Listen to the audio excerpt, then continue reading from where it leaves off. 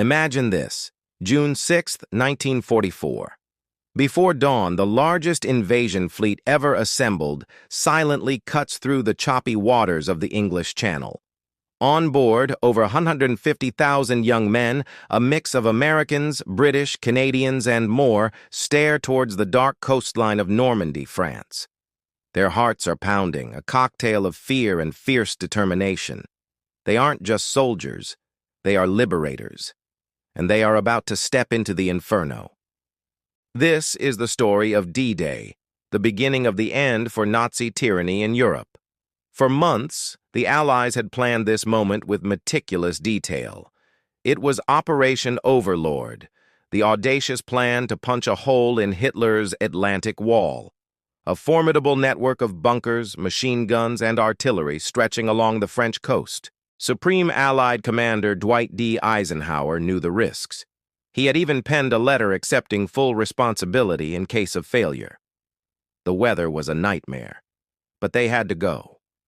The fate of the free world was hanging in the balance.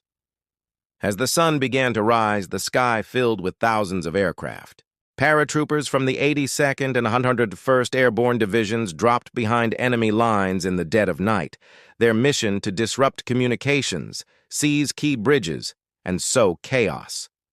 Many were dropped off target, scattered across the French countryside, fighting isolated, desperate battles in the dark. In the small town of Sainte-Mère-Église, paratrooper John Steele famously got his parachute caught on the church spire, dangling helplessly as the battle raged below him. His survival was a miracle, a small beacon of hope in a night filled with uncertainty. Then, at 6:30 a.m., the main event began. The naval guns of the Allied fleet opened up, unleashing a deafening barrage on the German defenses. The coastline erupted in fire and smoke. Under this thunderous canopy, the landing craft sped towards 5 designated beaches, codenamed Utah, Omaha, Gold, Juno, and Sword. At Utah Beach, the American 4th Infantry Division had a stroke of luck. Strong currents pushed them over a mile south of their intended landing zone to a less defended section of the beach. They secured the area with relatively light casualties, a promising start to the day.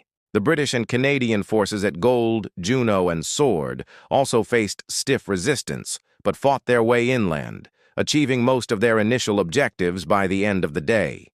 They battled through fortified houses and across open fields, pushing the German defenders back step by bloody step. But at Omaha Beach, the story was horrifically different. This sector was a death trap. The preliminary naval and air bombardment had largely missed its targets, leaving the German defenses almost entirely intact. As the ramps of the landing craft dropped, American soldiers from the 1st and 29th Infantry Divisions were met with a relentless storm of machine gun and artillery fire. The first waves were decimated. Men were cut down in the surf, their equipment dragging them under the waves. The beach, soon to be known as Bloody Omaha, was a scene of utter chaos and carnage. For hours, the situation at Omaha was critical. The surviving soldiers were pinned down on the beach, taking cover behind the few obstacles they could find, with the bodies of their comrades lying all around them. It seemed like the invasion here might fail. But then, true leadership emerged from the chaos. Officers and non-commissioned officers rallied the terrified, shell-shocked men. Brigadier General Norman Cota famously urged his troops, "There are 2 kinds of people who are staying on this beach, those who are dead and those who are going to die. Now let's get the hell out of here." Small groups of soldiers, driven by sheer grit and courage, began to find weaknesses in the German defenses. They used Bangalore torpedoes to blow holes in the barbed wire and crawled up the steep bluffs, taking out machine gun nests one by one with grenades and rifle fire. It was slow, brutal, and incredibly costly work. But by the end of the day, they had clawed their way off the beach and established a fragile foothold on the cliffs above. The cost was staggering, with over 2,400 American casualties, but they had done the impossible. D-Day was a success, but it was just the first day of a much longer, grinding conflict, the Battle of Normandy. For the next 2.5 months, the Allies fought a brutal war of attrition in the dense Normandy countryside. The landscape was a maze of bocage, thick hedgerows that had grown for centuries, forming natural walls that were perfect for defense. Each field became a miniature fortress for the German defenders, who fought with tenacity. The fighting in the bocage was intimate and terrifying. Allied tanks, designed for open warfare, were vulnerable to hidden German anti-tank guns and Panzerfausts. Progress was measured in yards, not miles, and every yard was paid for in blood. The cities of Caen and Cherbourg, crucial objectives for the Allies, became rubble-strewn battlegrounds where savage street fighting took place for weeks. The Battle of Normandy was a meat grinder, claiming hundreds of thousands of lives on both sides. The turning point came in late July with Operation Cobra.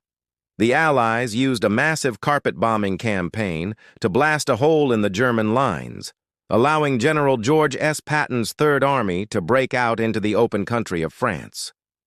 This was the moment the war of attrition turned into a war of movement.